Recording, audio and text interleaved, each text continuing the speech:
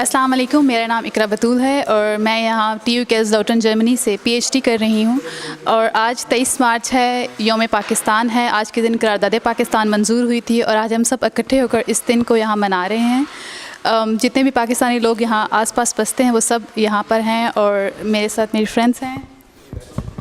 अस्सलाम वालेकुम, मेरा नाम माहम है और मैं यहाँ TU कैज़लाउटन से मास्टर्स कर रही हूँ कंप्यूटर साइंसेस में।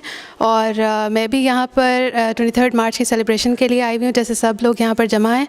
और बहुत अच्छा लगा हम लोगों को यहाँ पे आज इस इवेंट में आकर सेलिब्रेट करके, क्योंकि हम सब लोग काफ़ी सालों से अपने घर से पाकिस्तान से दूर हैं और यहाँ पर जब सब जमा होते हैं और सेलिब्रेट करते हैं ऐसे इवेंट्स को तो बहुत अच्छा लगता है। और या इट वाज रियली गुड कि सब मिल बैठ कर पाकिस्तान को याद करते हैं एंड यूनाइटेड फील करते हैं एटलीस्ट।